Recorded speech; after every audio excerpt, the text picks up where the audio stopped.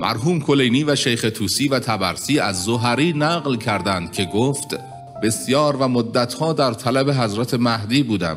در این راه اموال فراوانی در راه خدا خرج کردم و به هدف نرسیدم، تا اینکه به خدمت محمد ابن عثمان دومین نائب خاص امام زمان در عصر غیبت صغری رسیدم و مدتی در خدمت او بودم تا روزی از او التماس کردم که مرا به خدمت امام زمان علیه السلام ببرد. او پاسخ منفی داد. بسیار تضرع کردم. سرانجام به من لطف کرد و فرمود فردا اول وقت بیا. وقتی فردای آن روز اول وقت به خدمتش رسیدم، دیدم همراه جوانی خوش سیما و خوشبو می آید. به من اشاره کرد این است آن که در طلبش هستی.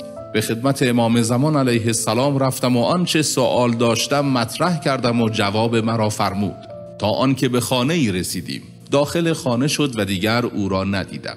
در این ملاقات 2 بار به من فرمود از رحمت خدا دور است کسی که نماز صبح را به تأخیر بیاندازد تا ستاره ها دیده نشوند و نماز مغرب را تأخیر اندازد تا ستاره دیده شود.